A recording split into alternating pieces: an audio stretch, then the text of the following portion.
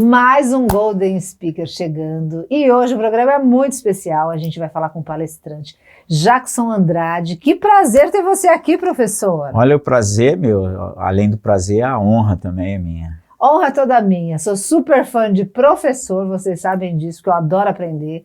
Acho que a gente aprende muito, não só com palestra. Imagina um professor palestrante e, além de tudo, agora ele é filósofo. É isso, professor. Filosofia da linguagem. Ele veio aqui para falar isso com a gente. Porque, na verdade, a minha formação é muito múltipla, né? Eu venho da área da informática, inclusive este ano está fazendo 30 anos que eu leciono na área da informática, mas a minha formação é em letras, com mestrado em linguística aplicada, onde a gente trabalhou muito a filosofia da linguagem. Já estou na segunda pós em neurociência e terminando psicologia. Olha, uma coisa que me encanta no professor é que ele tem sede de conhecimento, que é algo fundamental para quem palestra, né, professor? Sim. É por isso que as suas palestras são tão profundas e consistentes, porque você trilhou um caminho que eu nem me atrevo a apresentar, falar para vocês o que é o professor Jackson. Para mim, você é uma potência. Eu gosto muito, aliás, desse termo, né, que daí está vindo a potência emocional, porque hoje em dia a gente precisa entender as emoções mais do que nunca. E a ideia da palestra trabalhar esse tema é justamente para mostrar para a pessoa, e aí que vem a dificuldade, mostrar para todos os níveis, para o adolescente, para a dona de casa, para o empresário, para o líder, o papel da emoção na nossa vida, né? Como que ela vai... O que a gente tem que entender dessa emoção? Porque a emoção ela é uma riqueza. A emoção ela traz a nossa verdade, a gente consegue... entender quem nós somos através das emoções. E às vezes a gente ignora. Mas antes disso, professor, eu queria começar falando um pouquinho dessa sua sede de conhecimento, de onde veio? Veio desde a infância. Eu me lembro que quando eu tinha aproximadamente uns 10 anos de idade, um vizinho me chamou e falou assim: Jackson, eu vou jogar esses livros aqui fora e pega o que você quiser. Achando que eu fosse pegar uns 5. Eram uns 30 livros. Eu falei, não, posso pegar tudo? Pode. Então eu sempre gostei de ler. Sempre, sempre. Então, vem da infância. O que você buscava nos livros? Tem uma área até da língua portuguesa, que é a filologia, que é quem gosta de tudo, né? Então, o filólogo, ele se interessa por qualquer coisa. Embora também eu esteja muito nessa área da humanas, eu já fui professor de Excel financeiro para um banco, ou seja, então tem um pouquinho da matemática junto. É um gostar do saber. É um prazer de linkar as coisas. Por isso que eu gosto da filosofia da linguagem. Então, a ideia é linkar todo o saber. Então, esse é o objetivo. Né? Eu acho que mais que um filósofo, você é um filólogo. Porque ele também tem a tendência era a filologia, Sim. né? Por conta dos quadrinhos, por conta... tô andando, de repente está acontecendo alguma coisa, deixa eu ir lá ver o que está acontecendo. Chama a sua atenção. Eu achei até que eu iria para o ramo jornalístico, porque eu tinha uma curiosidade, e eu fiz muita foto de acidentes, né? O pessoal ficava, nossa, Jacques, tudo quanto é acidente, né? da TV local da minha cidade e dos jornais. Aí eu era cronista também dos jornais, porque tudo me chamava atenção. Aconteceu um negócio, vou lá. Meu espírito jornalista entrava em ação.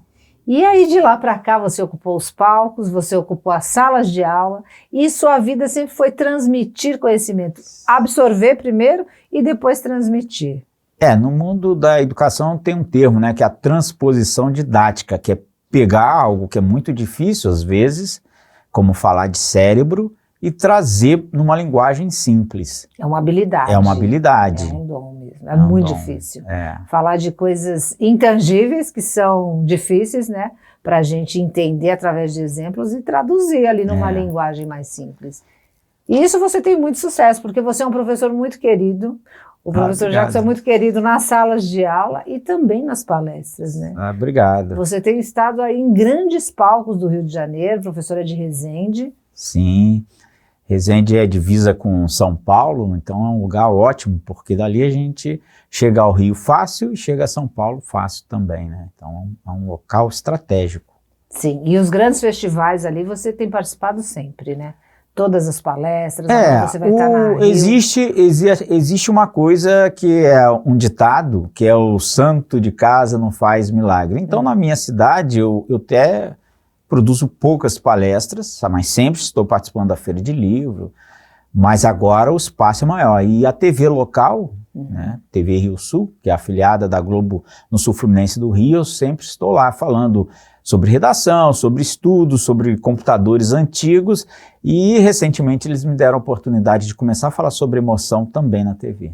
Que bacana. O professor é uma fonte de conhecimento inesgotável. Isso é muito característico de alguém que tem essa sede, esse olhar, que busca mais e mais. E agora esse seu olhar está direcionado justamente para essas outras questões das emoções. Por que você, pelo menos nas palestras, né, professor, você tinha lançado até um livro sobre felicidade e você deu uma guinada. O que te chamou a atenção? O que aconteceu nesse percurso?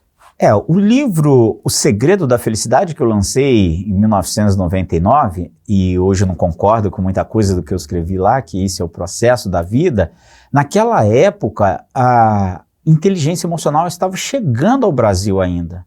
Tanto é que o livro havia sido lançado aqui, mas não tinha feito sucesso nenhum, até uma matéria da Veja em 97 mostrar o que era, que aí o pessoal começou a se interessar. Então ninguém falava de emoção.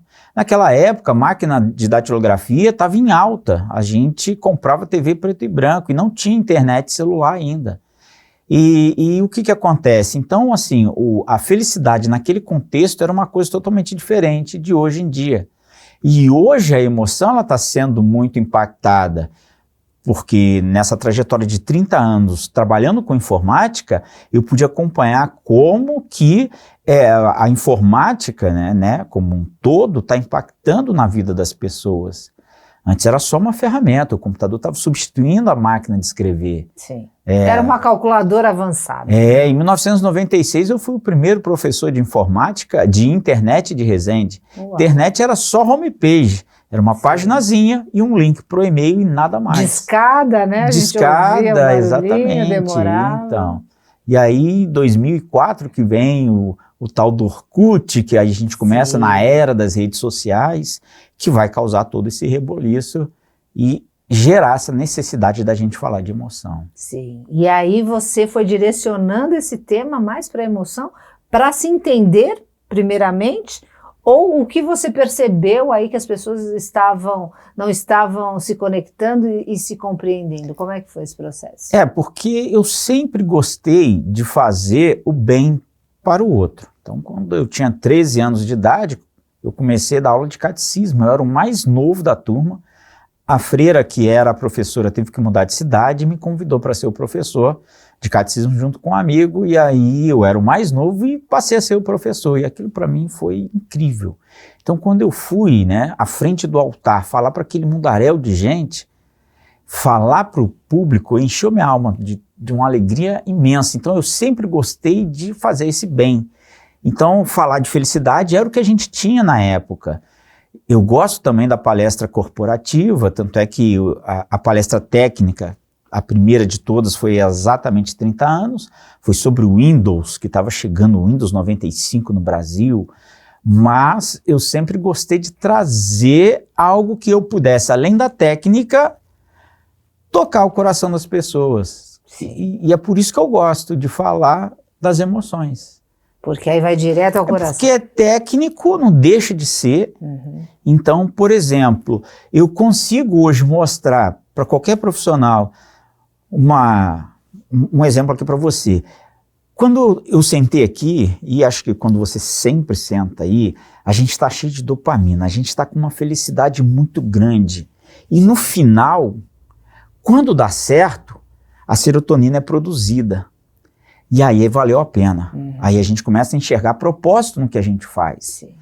E o que acontece? Eu comecei a ver que muitas pessoas, muitos profissionais estavam adoecendo. Por quê? Porque eles iam com aquela energia, a entrega de repente não era tão boa e não havia essa produção de serotonina.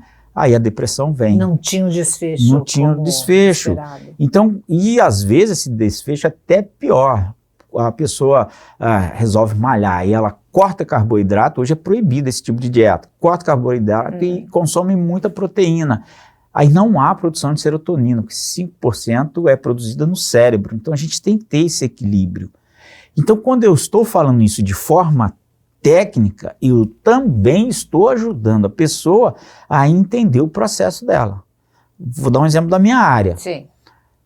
O professor prepara aquela aula maravilhosa, aplica, o aluno não está nem aí. O aluno só quer bagunçar e tal. Aí ele fica desmotivado, ele se acha incompetente, ele entra em depressão, né? É o desamparo aprendido, conforme a psicologia positiva gosta.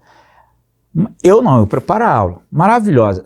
E chego no final da aula e falo para o aluno assim, olha só, aqui estão as ferramentas de sucesso para vocês.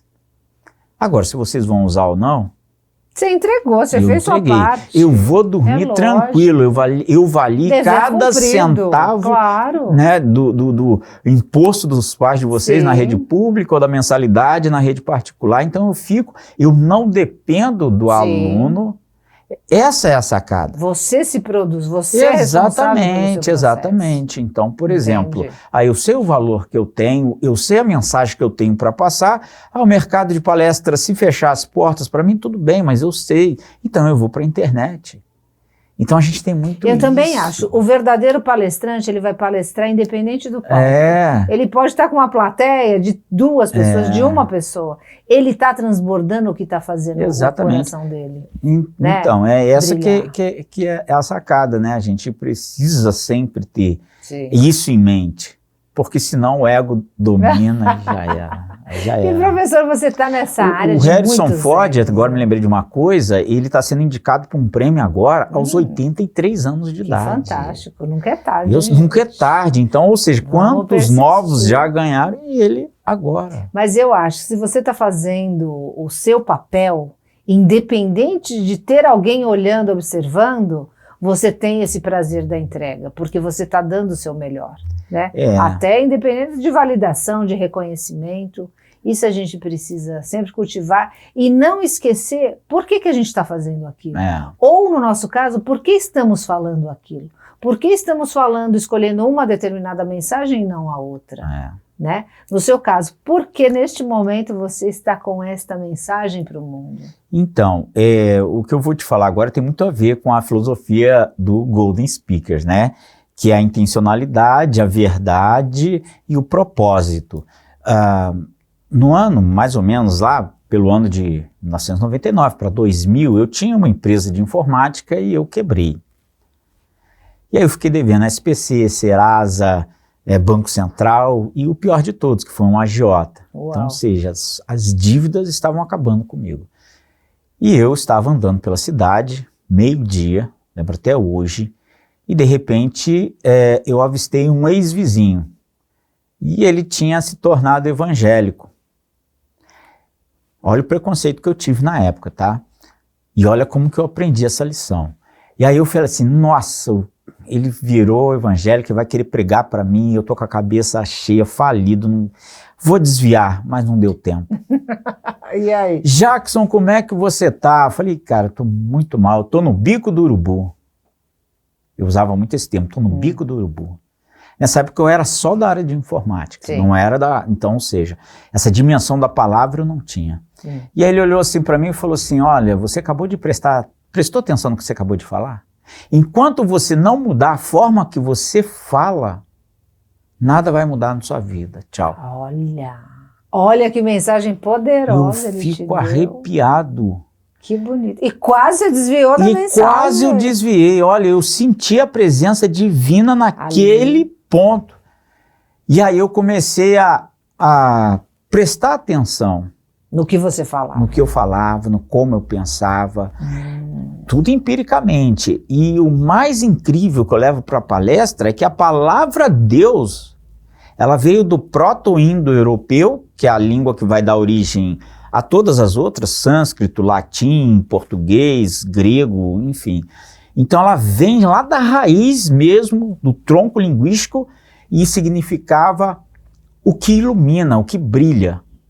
Então a palavra se chamava Diel. Diel virou 2 palavras, Deus e dia.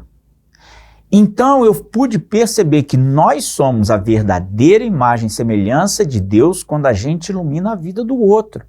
Que lindo! Independente da religião. Amei isso. Então eu posso ser católico, você pode ser budista, Sim. evangélica, e aí, mas o rapaz é ateu, professor, mas eu não acredito em Deus, mas eu não estou falando do Deus. De luz, de vida. Vamos falar do Big Bang, da luz, e você está iluminando o outro.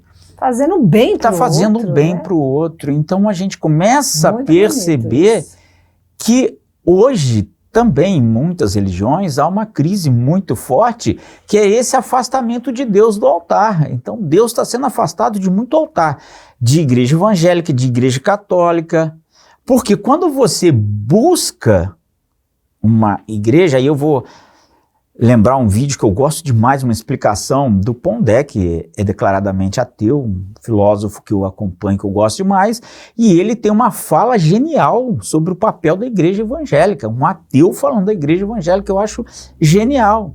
Então, quando a pessoa prefere o caminho da igreja, ela precisa que aquele líder seja alguém que vai iluminar, alguém que seja imagem e semelhança de Deus para essa iluminação. E muitas vezes não é. E eu entendo que nós palestrantes também podemos ocupar esse lugar. Sim. Eu posso subir no palco e dizer para aquelas pessoas que estão me assistindo que nós somos imagem e semelhança. Porque o latim tem um termo muito interessante. Você pode ser a portadora da luz, mas só para você. Quando você porta a luz só para você, e não compartilha, a palavra se chama Lúcifer. Nossa, é genial. Isso, então, olha a filosofia da linguagem, sim. Ela é uma potência. Isso é genial. Então, quando a gente ilumina, somos Deus. Somos imagem e semelhança. Quando eu guardo só para mim, eu sou Lúcifer. E aí vem as pessoas que têm medo até de subir num palco e guardam conhecimento para si e não compartilham. Exatamente. Estão sendo Lúcifer na vida. Exatamente. Saibam disso. Que interessante. É por isso que a palavra ela tem um poder muito forte. Muito, porque aí vem uma outra palavra que eu amo falar. Qual? Medi. Medi, M-E-D-I. Existem duas palavras medi, olha que interessante. Uma medi leva a outra. A primeira é cura. Medi significava cura em sânscrito. Medicação, cura que vem de fora. Meditação, cura que vem de dentro. De dentro. Tá aí porque você precisa aprender a meditar. Meditar e também você saber que às vezes eu preciso da medicação, mas eu preciso da meditação. As duas são curas. Que interessante. Então e aí ela te leva a outro medi, que deu origem ao termo medio, que virou equilíbrio. Então medi é cura e medi é equilíbrio. E mediocridade veio da onde? Não, a mediocridade é esse meio, só que aí a pragmática da palavra, o sentido foi ficando um pouco pejorativo. Entendi. Né? Então, mas olha que interessante, a gente está falando de palavra e as palavras estão muito esvaziadas ou contaminadas. Às vezes uma palavra simples, que nem a gente fala, gratidão. Tem gente que odeia, mas odeia porque viu sendo usada com muita leviandade, sem a pureza. Ou até a palavra Deus, não quero entrar no assunto religião, mas palavras que pareciam inofensivas e as pessoas têm ranço. Ranço entrou para a lista também. Então você não pode falar nada, porque as pessoas estão interpretando o que querem. Como é que a gente faz, e isso... Principalmente sendo um portador da luz, que você vai transbordar, vai fazer o bem para as pessoas, você tem uma responsabilidade no palco. Como é que você escolhe as palavras que você vai utilizar no palco para que elas sejam compreendidas na essência, sendo que as pessoas não conhecem a origem da palavra, não conhecem a essência da palavra? Então, aí eu lembro da palavra inteligência. Então, é genial a palavra inteligência. E aí, nós brasileiros, né, e principalmente o sistema educacional brasileiro erra muito, porque pega as coisas do inglês e já vai incorporando sem entrar na raiz latina. Sim. Então a palavra inteligência é um exemplo, que é muito relacionado a intelecto, mas inteligência é uma coisa, intelecto é outra. E aí o pessoal vai estudar inteligência emocional. Vou estudar o Daniel Goleman. Mas ele deixa claro que ele pegou esse termo ele usa seguindo também um amigo dele, Howard Gardner, que vai falar das inteligências múltiplas. Sim. E aí o Brasil vai à inteligência múltipla, a escola pega inteligência múltipla. Hoje, uma coisa que eu tenho falado e agora descobri que a neurociência também está provando, não existem inteligências múltiplas. Existem habilidades múltiplas. A inteligência é uma. Há uma deturpação do termo inteligência. Que eu vou explicar o que é. No passado existia um termo, legere. Legere significava trazer para você. Se você participa do que você trouxe, collegere. Ou se você sai pegando qualquer coisa, excollegere. E você não reflete sobre o que você trouxe para sua vida, o joio, o trigo, você traz qualquer porcaria, excollegere. Mas se você reflete, aí você tinha a terceira palavra, que era interlegere. Collegere virou colher. Você planta, você colhe. Excollegere virou escolher. Às vezes a gente faz escolhas erradas, sim, mas a gente está escolhendo. E interlegere deveria ter virado interler, mas não virou. Não virou. Virou inteligência. Ah, não acredito. A palavra inteligência tem a mesma raiz etimológica de colher e escolher. E o que quer dizer inteligência? A capacidade de fazer boas escolhas. Que bacana. Eu tenho uma aluna, ex-aluna, por exemplo, que ela era uma sumidade na natação. 1,50 m ela ganhava de nadadores de 2 metros, a menina era uma sumidade, mas ela me dizia, professor, eu odeio nadar. Meu Deus. Ela tem a facilidade múltipla. Sim. E a capacidade dela de fazer escolha não é para aquilo.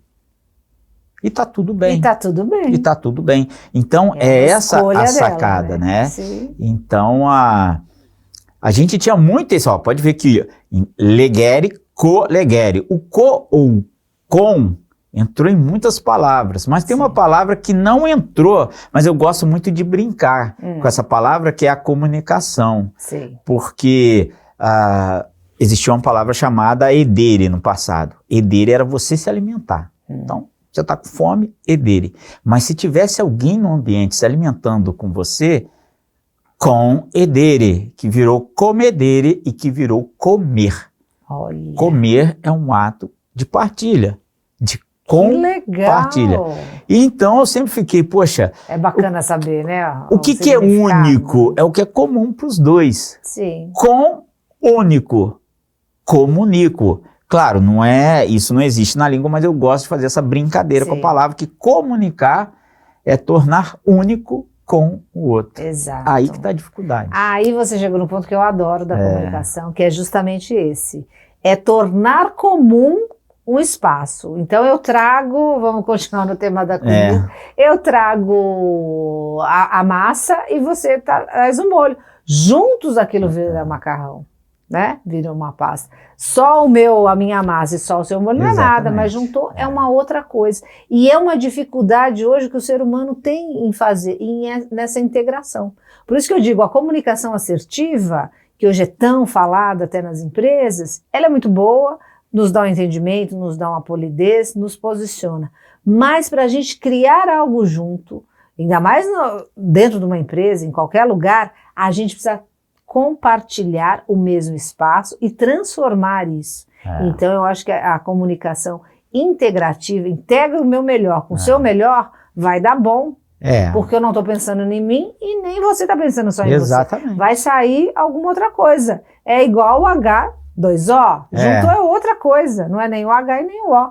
Então essa questão na comunicação, aí sim faz mais sentido a gente dizer que a comunicação é uma ponte, você não acha? Sim, aí é igual o viver e o conviver, que é o viver com o outro. Sim. E na empresa a gente precisa viver com entender. Eu posso tolerar, eu não estou vivendo com... No sentido de integrar. Mas a convivência dentro, muitas vezes não tem essa integração, ali um jogo de suportar, a gente está convivendo dentro desse espaço. Eu quero o meu salário, eu penso no meu departamento e não estou pensando no coletivo. Fala só o necessário, dê o expediente, cada um por si. E isso torna pobre não só a empresa, mas a própria experiência humana. Porque veja quanta coisa eu já aprendi com você aqui hoje, né? Então, a gente compartilhando, trocando, a gente vai transformando. Então, a gente vai agregando e somando. Né? Então, se a gente torna isso um hábito, uma filosofia de vida, a gente sai para poder conversar com qualquer pessoa. Porque eu não preciso mais colocar a minha opinião acima da sua. Eu, pelo contrário, eu quero ouvidos atentos para saber o que você traz para a gente fazer junto. Muda todo. E tem uma coisa que, assim, os mestres das palestras, né, os palestrantes que são os treinadores e tal, que vão criticar muitas vezes a gente usar a frase de alguém numa palestra, mas eu tenho usado uma frase na minha e é uma sensação, quando eu projeto a frase, é o momento que todo mundo sobe o celular para bater uma foto ali e eu falo, caramba, que sucesso, que é a frase da Madre Teresa de Calcutá. Eu posso fazer coisas que você não consegue, você pode fazer coisas que eu não consigo, mas juntos podemos fazer coisas incríveis. Olha que bonito. É uma frase muito forte, né? Mas eu sou contra palestrante usar frase de outro. Até em rede social, sabe por quê? Não, é linda. Essa é linda. Mas tinha que ser dita do seu jeito. Porque eu preciso levar o seu jeito comigo. Mas o que acontece? Na rede social também, você bota lá a frase do outro. O outro é o outro, você precisa marcar o seu território. A gente precisa conhecer mais o seu estilo, a sua cabeça. Então não falar, eu penso como a Madre Teresa. Não, eu valorizo esse fazer junto. Então coloca mais do seu jeito. Não deixa de dizer uma frase importante, que soma, agrega, mas coloca a sua assinatura. Porque o palestrante tem que ter voz.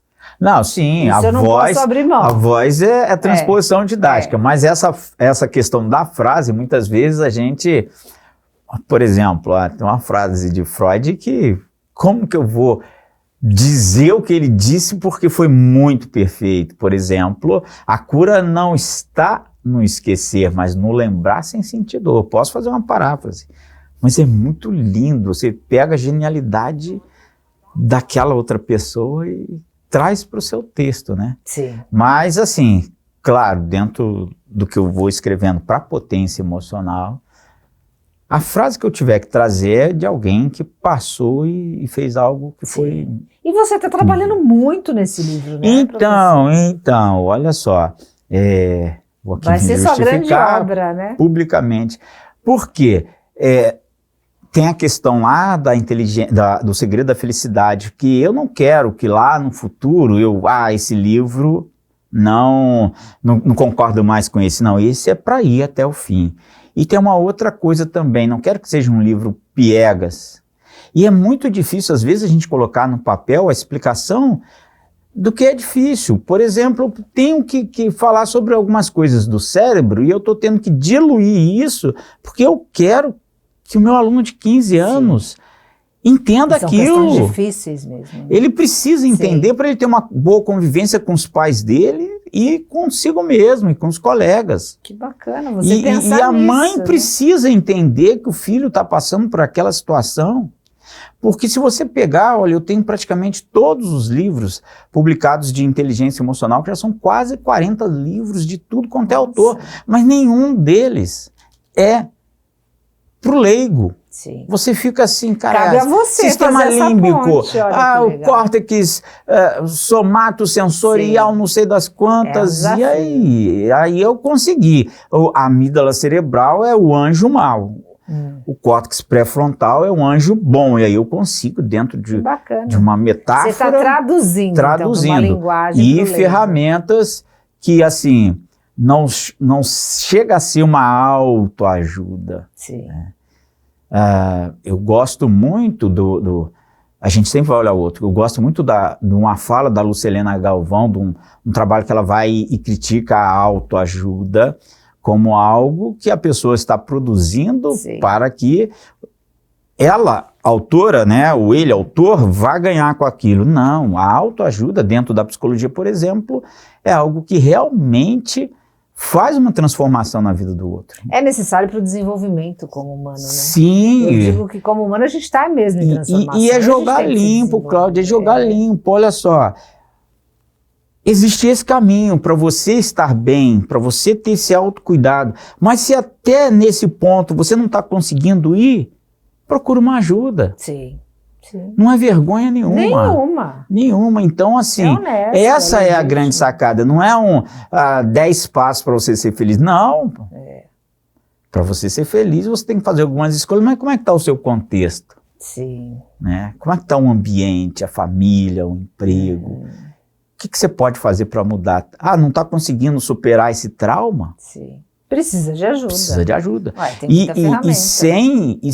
E mostrando para as pessoas que a gente não pode rir do trauma do outro. Claro que não. Eu tenho uma conhecida que quando você chama ela de chata, é como se fosse uma facada na alma dela. Ela nunca mais olha na sua cara. Dói muito, ela deve ter um contexto. Dói muito, então existe todo esse contexto da palavra. Sim. Então a filosofia da linguagem está aí. Está aí também. Qual o estrago que a palavra... Quantas amizades não foram, né, manchadas, maculadas por conta de uma palavra mal colocada? Exatamente. Relacionamentos todos. Eu sou motociclista, sabe? E uma coisa que o motociclismo tinha me ensinado demais era o espírito da irmandade. Sim. Então você vai no encontro de motos, você tem lá, pode ser o mega empresário que tem helicóptero, e pode ser o gari, eles vão sentar na mesma mesa, vão compartilhar e tal. Mas na eleição passada, a gente teve tanta briga. Jura? Tanta briga por conta de um apoiar um lado, outro apoiar o outro lado, que assim, essa irmandade se desfez. Nossa! Amigos brigaram hoje de não olhar, de querer, de ameaçar, de querer até dar tiro no outro. Nossa. Então, assim, você viu, não, peraí, eu acreditava demais que existia nesse contexto uma irmandade, mas não existe. Não existe. Se não suportou uma rusga, não suporta muita coisa. Mas nos testa. Para mim também a eleição, né, essa divisão, foi um grande teste de saber assim, eu sou uma pessoa de comunicação. Eu não tenho uma pessoa que eu diga assim, eu não me sento para conversar com tal pessoa. Isso não existe. Eu falo até sozinha, falo com a porta, falo com as plantinhas, posso falar com qualquer ser humano. Eu me coloco nesse lugar. Não tenho essa questão de, não falo com ninguém, e nem do outro lado. Então, com intenção, eu fui tentando cada vez mais conhecer outros universos, que alguns a gente tem uma certa, vamos dizer a verdade, preconceito. Sim. Às vezes com religião, às vezes com política. Mas aí o primeiro exercício que eu fiz na escola de filosofia que eu passei a frequentar foi justamente isso. Você aceita que a natureza é a grande mestra, que a natureza é o seu grande livro. Os sábios leem direto da natureza, a gente que não entende recorre aos livros e aos mestres. Então você pega aquela verdade e você pensa, bom, então o universo, tudo tem dois lados. Sim. Né? Tudo é luz e sombra, certo? Toda luz gera sombra. Então se eu vejo luz em você, eu posso saber, esperar que você tenha a sua sombra, eu também tenho a minha sombra. E em quem eu só vejo a sombra? É porque eu não estou vendo a luz. Ou eu renuncio à verdade que toda a luz gera sombra, isso é uma verdade da física, não é? Sim, Ou eu me deparo com o meu limite de não querer ver a sua luz. Então é um limite meu, então eu preciso ir além. Então foi o primeiro exercício que eu fiz na escola e me abriu a mente para a comunicação. Porque se eu quero me comunicar, eu não posso ser essa pessoa fechada em preconceitos. E isso me ajudou muito a transpor essa barreira política, não falo com o lado B, não falo com o A, ou me identifico e quero. E me fez perceber uma outra coisa.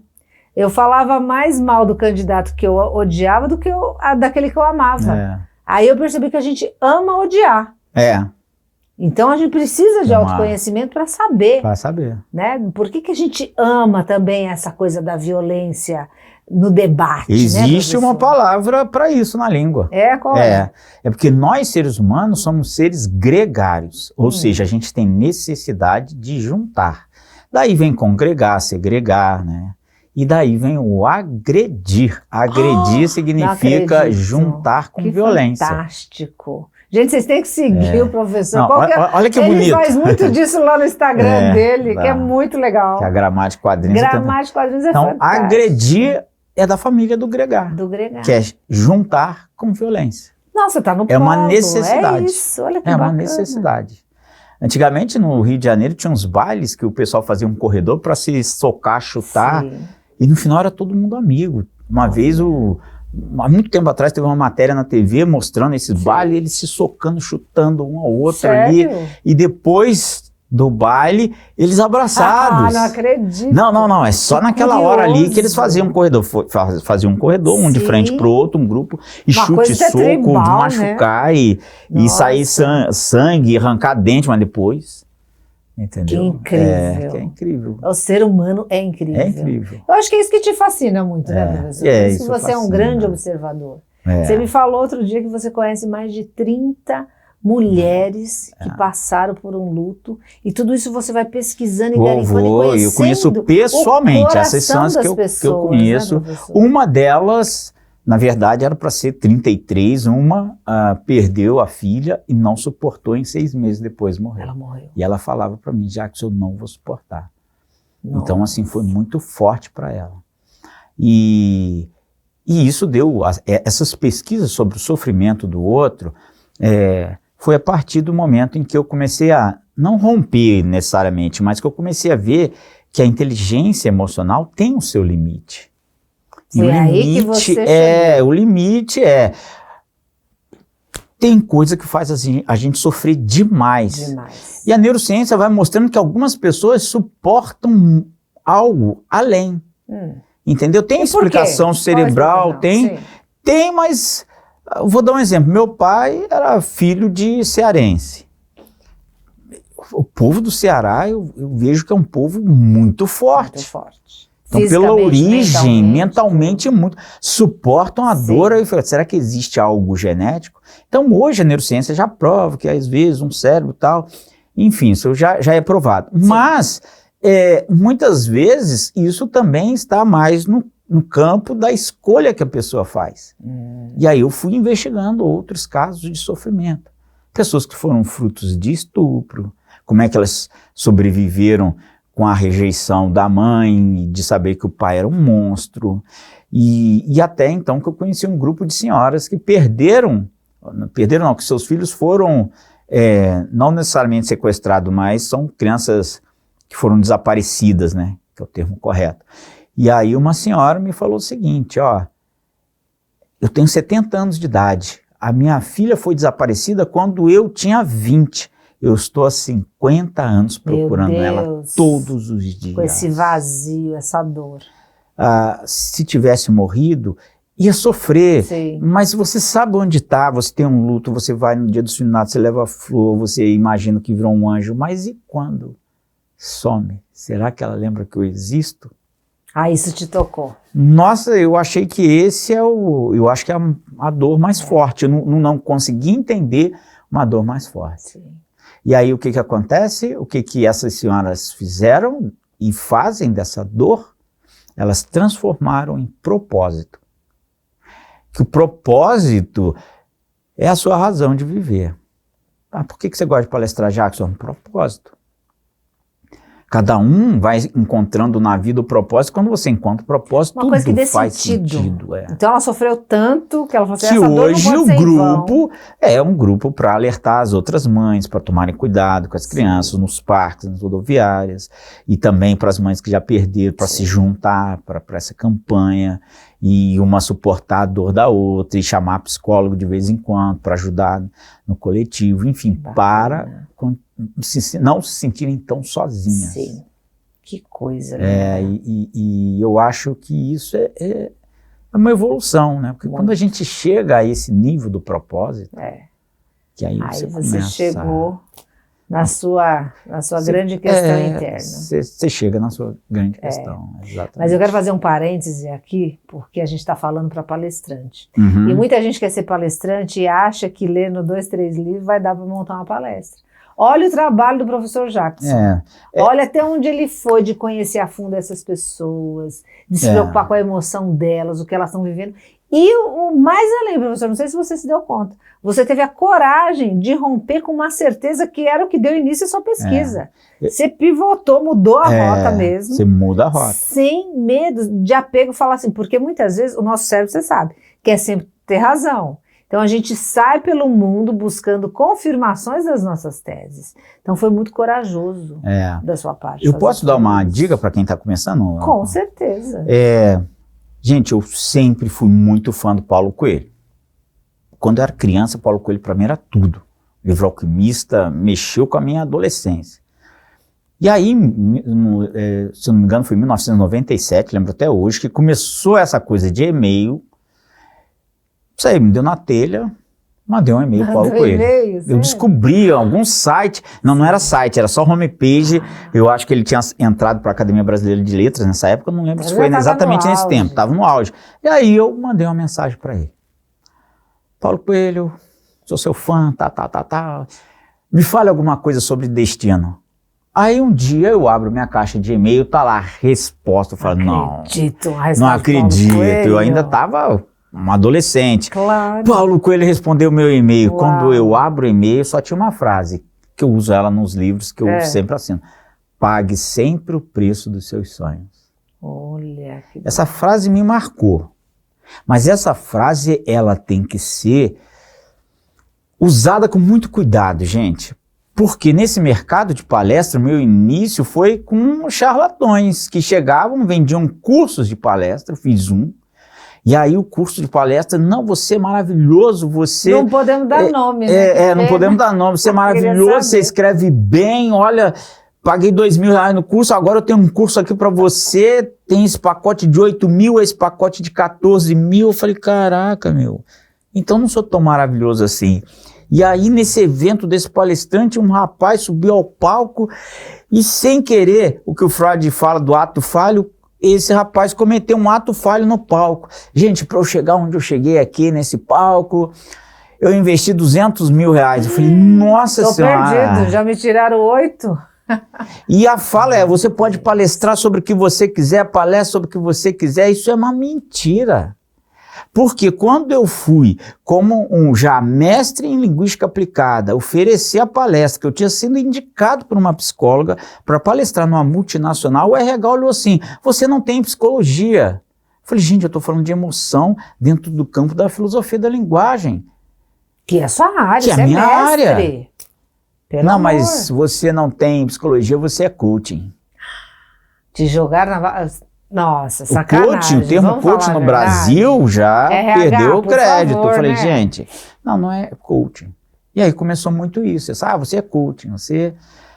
E aí, gente, então assim, a minha entrada... Mas você não pode chamar um mestre, como é o seu caso. E aí sabe o que precisa para ser mestre? Eu tenho pós em neurociência, estou na segunda pós em neurociência, desenhando inteligência emocional em quadrinhos para poder fechar uma das pós. Então, ou seja, já... Não tem psicologia coaching. E aí eu entrei na psicologia, vou ser sincero, gente, eu entrei com aquele, já que tem esse preconceito, tô amando psicologia. Nossa. É só a cara. Mas é que você ama o conhecimento. Eu amo conhecimento. Então, assim, esse investimento é muito melhor do que, às vezes, você investir R$200.000 num curso. Então você já foi muito enganado com esse sonho de ser sim, hoje assim, então a gente vai ficando escaldado, porque você tem que ter um business, não sei das quantas, um show pirotécnico, um show mais não sei o que lá, tal. Eu falo, se eu for depender disso, eu tô perdido. Sim. Eu consigo falar como palestrante no palco, já consigo ter toda uma coisa saindo do tom professoral. Claro. Mas também tem um limite. Sim.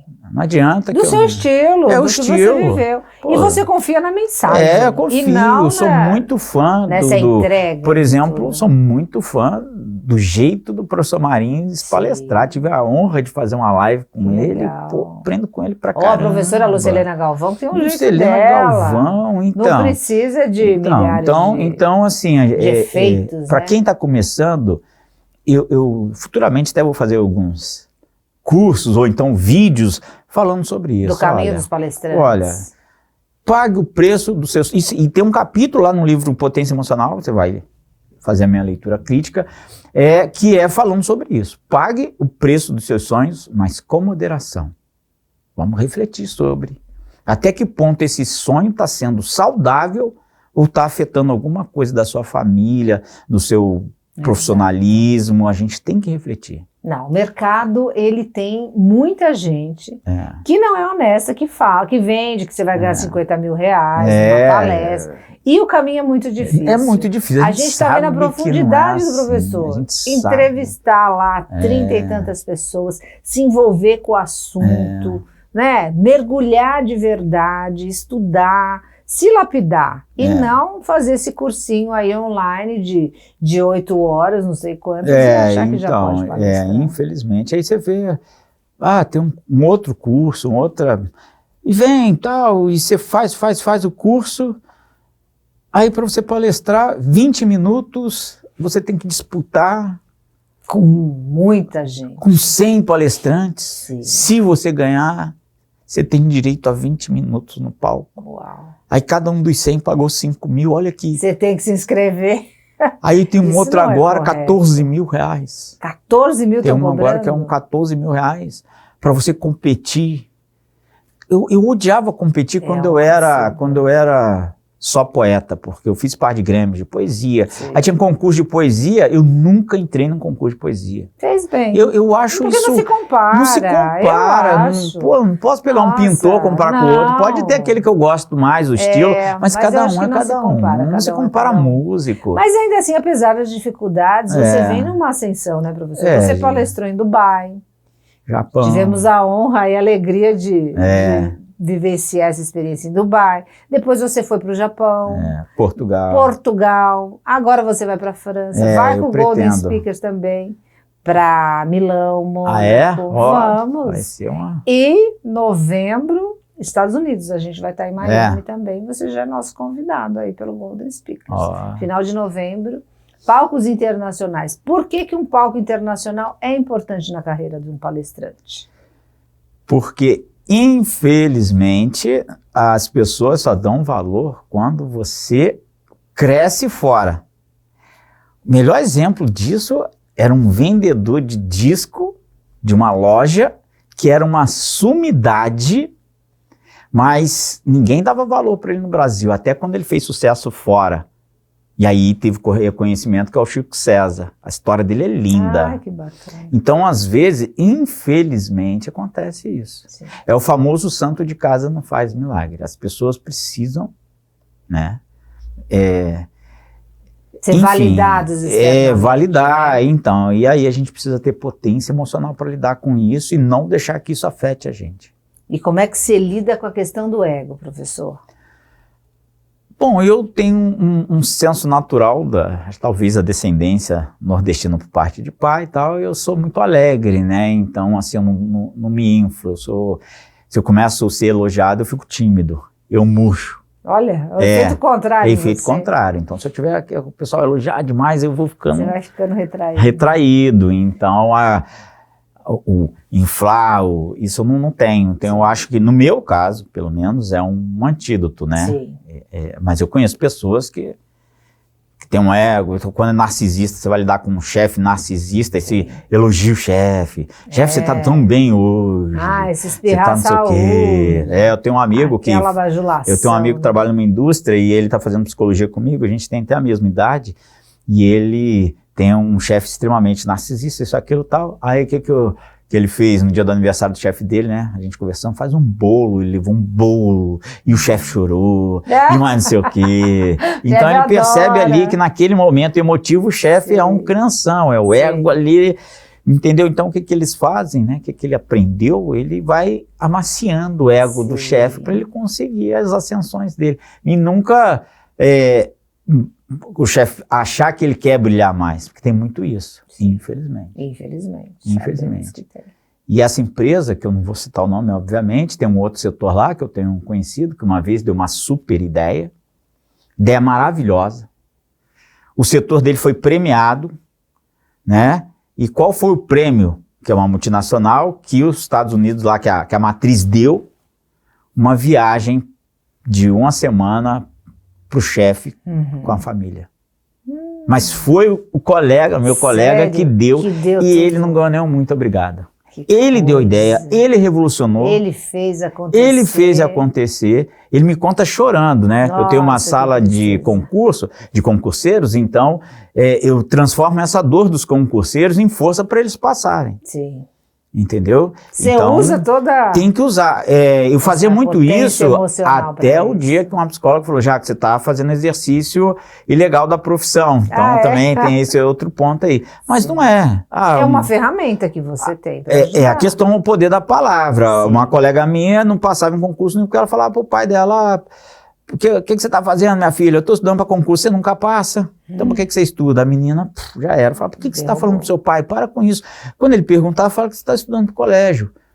Eu tenho medo do japonês. Quando eu olho um japonês, eu acho que ele já ficou com a vaga. Não, então você vai chegar, vai baixar sua cabeça. E não olha para ninguém. E resolvi o problema. Uma outra colega que amava o marido mais do que tudo e tal, o marido falava, o batom que você usa é com o meu dinheiro, o perfume que você usa é com o meu dinheiro. Porra. Nossa, que humilhação. Vamos transformar essa dor, então, já que você ama o seu marido, não quer acabar com sua família, transforma essa dor em força para passar no concurso. E deu certo. Então a gente vai pegando dores. Que legal. Que é o propósito. Vamos transformar essa dor, canalizar essa energia, porque não existe emoção boa e emoção ruim. O que existe é a valência. Um exemplo. O que seria da vida para um poeta sem a paixão? Sim.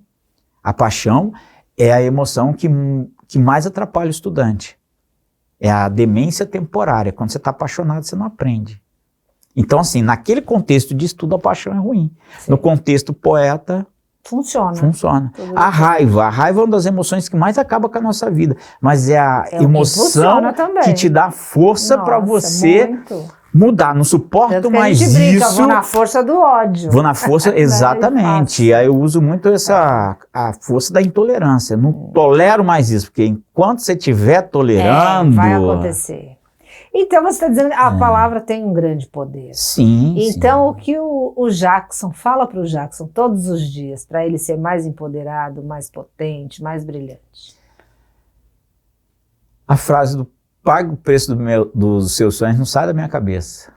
E aí eu fico hoje com essa habilidade de saber até que ponto o sonho, e às vezes a família não entende. Você vai fazer outro curso, você comprou outro livro. Não, mas peraí. E o que reforçou isso foi quando eu comecei a usar aparelho a primeira vez. Eu tinha um dente que afundou. E aí os outros dentes tamparam mesmo. Tive que usar um ferro na boca, puxando. Mas para que chegasse nesse ponto do ferro, eles tiveram que virar um dente aqui, virar outro dente embaixo. E aí eu comecei a perceber que para o todo ficar, isso melhorou minha prática em sala de aula. Às vezes eu estou ensinando uma coisinha ali da crase, porque lá na frente eu quero que aquele aluno seja capaz de interpretar aquele texto. Entendi. E é o que eu penso na palestra. Então é isso que eu fico todo dia pensando, não, essa coisinha pequenininha que eu estou fazendo aqui. Sim. Tá tortinho aqui, mas é pro conjunto depois ficar tudo certo.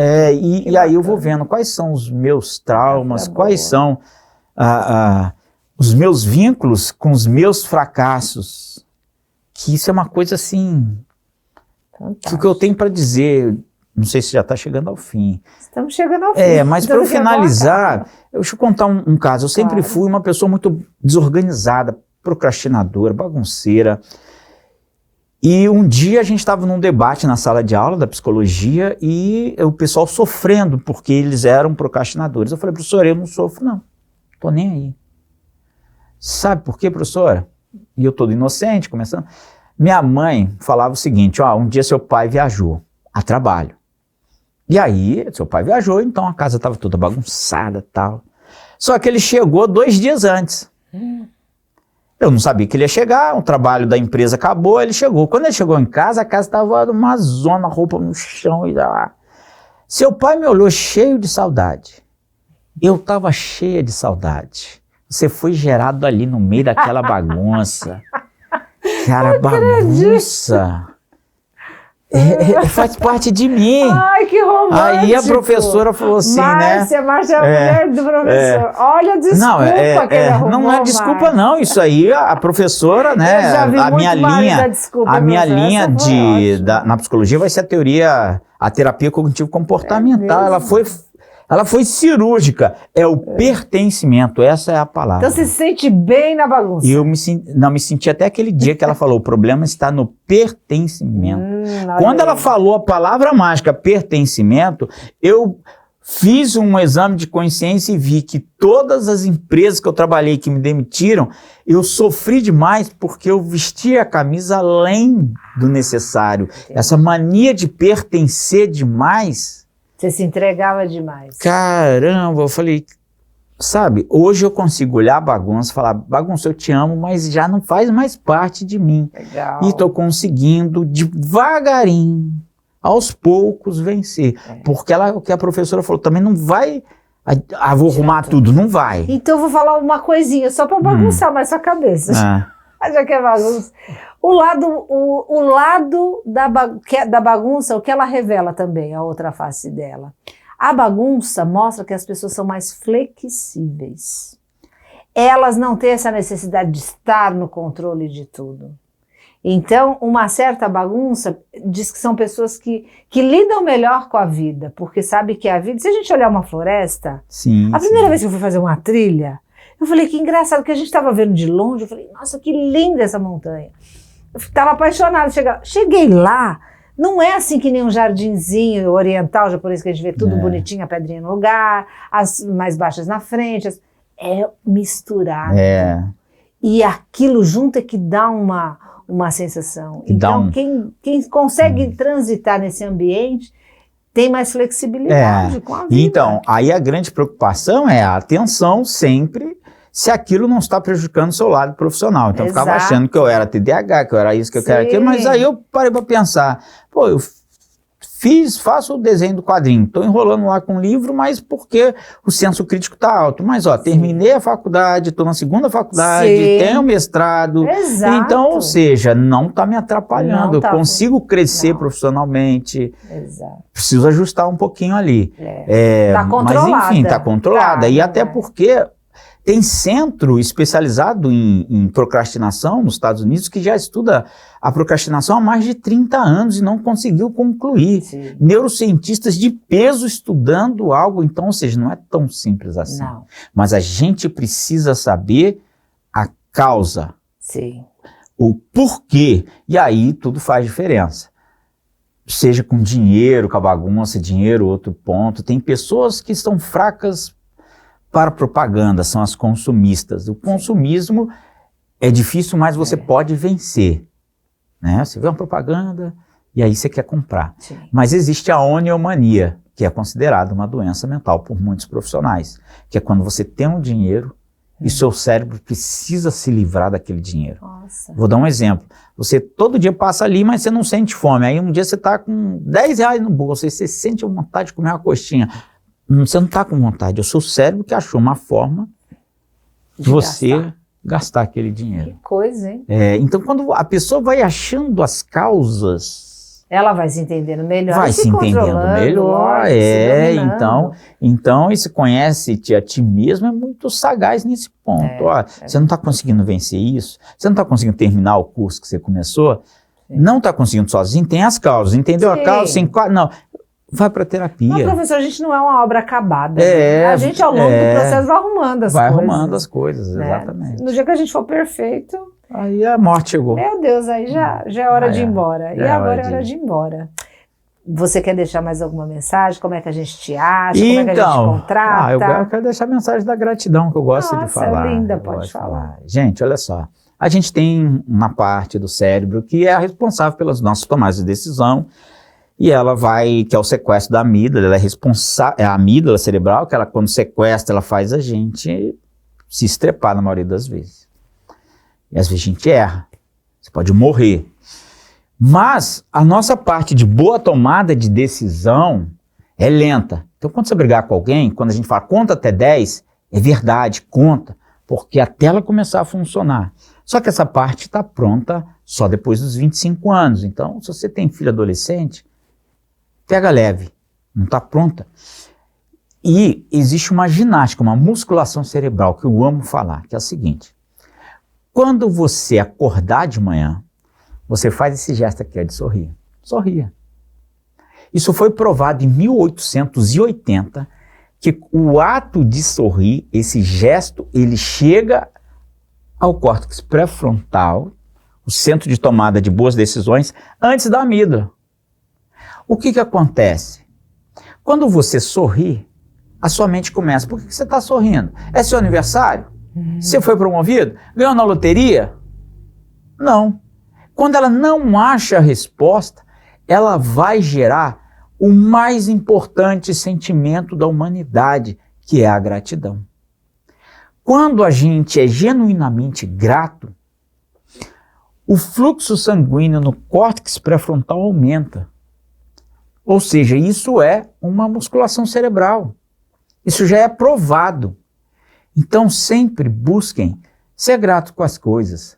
Ser grato mesmo, genuinamente. É aquela gratidão que você sabe que você está sendo grato. Essa é a mensagem que eu deixo. Eu achei lindíssima. Quero te agradecer aqui de coração, também. Fazer aqui o gesto da gratidão de coração, porque você é uma pessoa que eu admiro muitíssimo. Então foi um grande prazer. Recíproca é verdadeira, né? Sentar perto de uma comunicadora que nem você é algo assustador. Professora é uma enciclopédia, uma fonte de sabedoria que realmente a gente tem muito a aprender com ele. Espero que vocês sigam o professor. Fale suas mídias, por favor. @gramática em quadrinhos, para quem gosta de gramática. Tem uma @potência emocional, para assuntos mais voltados para psicologia, neurociência, enfim. E tem o Prof.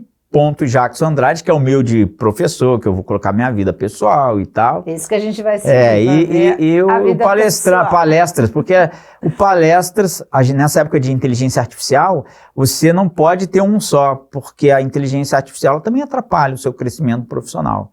Então, o meu Prof. Jackson, eu sigo os alunos, aquilo, então ela só me entrega coisas que meus alunos gostam, que as pessoas gostam. Então, mas eu preciso trabalhar o palestrante. Então, o de palestrante é só para palestra. Eu só vou seguir palestrante. Gramática em quadrinhos, eu sigo quem trabalha com português. Potência emocional, sigo. Aqui, e tem um linguaruda portuguesa, também sigo todo mundo. Tá vendo por que eu digo que o professor é uma potência? Ele é um Da Vinci, porque todo mundo fica, você tem que ter uma só. Você tem que ter uma só. Não, mas olha, gente, inteligência artificial bagunça a vida da rede social quando você só tem uma. Então já ficou mais uma dica. Professor, foi um grande prazer, uma alegria tê-lo aqui conosco e vocês, muito obrigada por nos assistirem e nos acompanharem. Um grande beijo e até a próxima.